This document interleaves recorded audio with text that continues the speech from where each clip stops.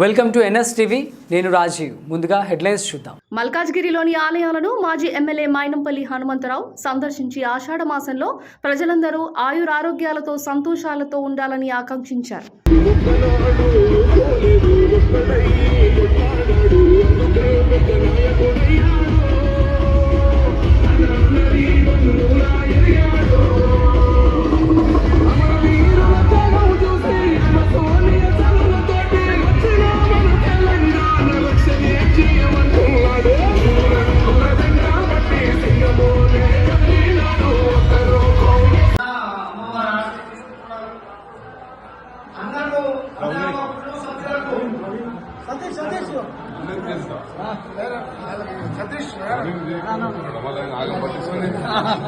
అదేంటి మధు వస్తుండే ఫోన్ చేసిన